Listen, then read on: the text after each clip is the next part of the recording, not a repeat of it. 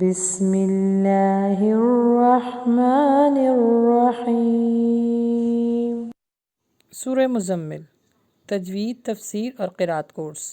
رب را کو ہیوی پڑھیں گے اور پریس کریں گے کیونکہ با کے اوپر تجدید ہے یعنی مشدد ہے۔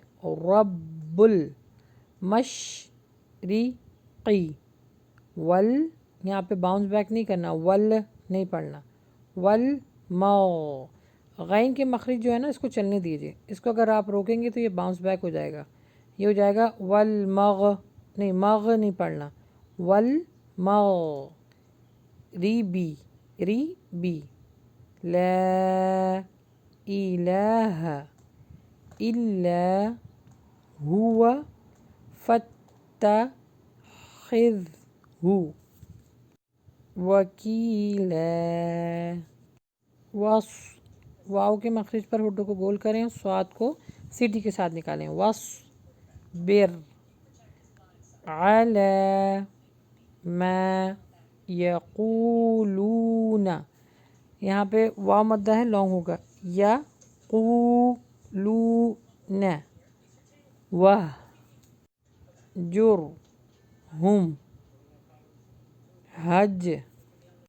ہجرا جمیلا، یہاں پہ اخفا ہوگا باریک، ہجرا جمیلا۔ رب المشرق والمغرب لا إله إلا هو فاتخذه وكيلا واصبر على ما يقولون واهجرهم هجرا جميلا۔ ترجمہ اور تفسیر کچھ اس طرح ہے کہ مشرق اور مغرب کا پروردگار جس کے سوا کوئی معبود نہیں، تو اسی کو اپنا کارساز بنا لے۔ اچھا، یہاں پر جو ہے کارساز کا مطلب ہے وکیل، جیسے وکیلہ اس میں جو عربک میں ہے وکیلہ۔ وکیل کے معنی کیا ہوتے ہیں؟ وکیل کے معنی ہوتے ہیں کہ جس پر انسان بہت اعتماد کرتا ہے، اعتبار کرتا ہے اور اپنا سارا معاملہ اس کے سپرد کر کے اطمینان سے ہو جاتا ہے کہ یہ میری طرف سے اچھی طریقے سے جو ہے وہ مقدمہ لڑے گا، اور اس کو خود کو جو ہے مقدمہ لڑنے کی حاجت نہیں ہوتی ہے۔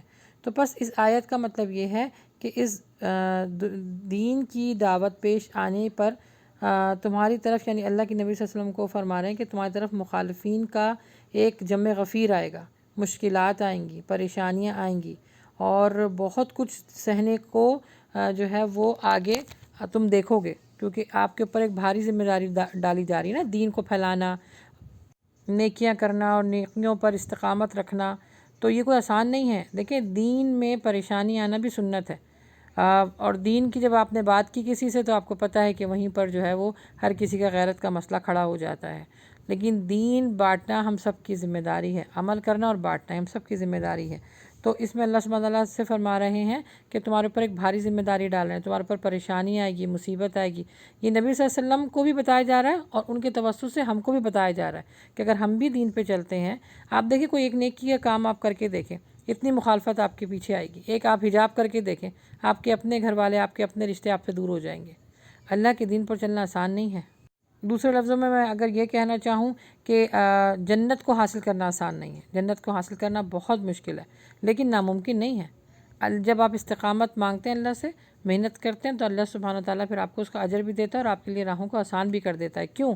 کیونکہ آگے اللہ سبحانہ وتعالیٰ فرما رہا ہے کہ میں مشرق اور مغرب کا اور جو کچھ ان دونوں کے درمیان ہے، میں ان سب کا مالک ہوں، میں دیکھ رہا ہوں، میں جانتا ہوں، خبرگیری رکھتا ہوں تمہاری۔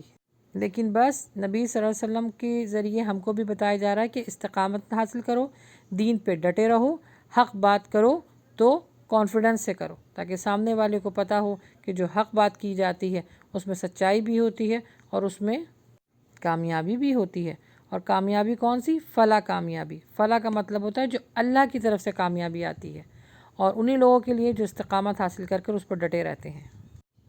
نمبر 10 آیت ہے، اور جو کچھ وہ کہتے تو سہتا رہے اور وزاداری کے ساتھ ان سے الگ تھلگ رہے۔ وزاداری کا مطلب ہوتا ہے خوبصورتی، اچھے طریقے سے ان سے علیحدہ رہو۔ مکی زندگی میں اللہ کے نبی صلی اللہ علیہ وسلم کو یہی حکم دیا جاتا تھا کہ کافروں کی تکلیف دہ باتوں پر صبر کرو اور ان سے لڑائی مت کرو، بجائے لڑائی کرنے کے ان کو جواب دینے کی خوبصورتی سے علیحدہ ہو جاؤ۔ الگ ہو جانے کا مطلب ہرگز یہ نہیں تھا کہ ان سے تعلق توڑ لیں، ان کو دین کا جو ہے پیغام نہ پہنچائیں، بلکہ اس میں اللہ سبحانہ تعالیٰ یہ فرما رہے ہیں کہ ان کے منہ نہ لگے، کیونکہ وہ آپ کو تنگ کریں گے۔ جب آپ تنگ ہوں گے تو کوئی ایسی بات نہ کریں جس سے جو ہے وہ آپ کا صبر کا جو اجر ہے وہ ختم ہو جائے۔ تو اللہ سبحانہ تعالیٰ نے نبی صلی اللہ علیہ وسلم کو یہاں پر تسلی دے رہے ہیں کہ خوبصورتی سے خاموش ہو کر صبر کر لیں، کیونکہ صبر کرنے والوں کے ساتھ اللہ ہے، اور جن کے ساتھ اللہ ہوتا ہے ان کی زندگی آسان ہوتی ہے، دیکھنے میں نہیں محسوس کرنے میں۔ یعنی اللہ سبحانہ تعالیٰ فرما رہے ہیں کہ ان کی بےہودگیوں کا، ان کی غلط باتوں کا بالکل کوئی جواب نہ دے، کیونکہ صبر کرنے والوں کے ساتھ اللہ ہے، تو کیوں اپنے اجر کو آپ ضائع کریں۔ تو اس میں کمزوری کا ایلیمنٹ نہیں ہے، بلکہ یہ کہ ایمان کی اور اس کے اندر ایک پختگی ہے کہ اللہ سبحانہ تعالیٰ کے احکامات کو ایگزیکٹلی ویسے ہی عمل کیا جا رہا ہے جیسے اللہ سبحانہ تعالیٰ نے بتایا ہے۔ تو ہمارے لیے بھی یہی میسیج ہے کہ جب ہم سے کوئی غلط بات کرتا ہے، ہمیں طعنے دیتا ہے، ہمیں تکلیف دیتا ہے، تو وہاں پر صبر کریں، اور صبر جو کرتا ہے اس کا اللہ تعالیٰ نے اجر بہت زیادہ رکھا ہے۔ اتنا بڑا اجر ہے کہ اللہ اس کے ساتھ ہے۔ سوچئے، جس کے ساتھ اللہ ہوگا اس کی زندگی اور آخرت میں اس کے لیے کیا معاملات ہوں گے، سبحان اللہ۔ کیونکہ درگزر کرنے میں اور نظر انداز کرنے میں ہی عافیت ہے۔ اور دیکھیے نا، جب انسان کوئی بڑا کام کر رہا ہوتا ہے نا، تو پھر اس طرح کی باتیں اس کے دل پر بالکل اثر انداز نہیں ہوتی۔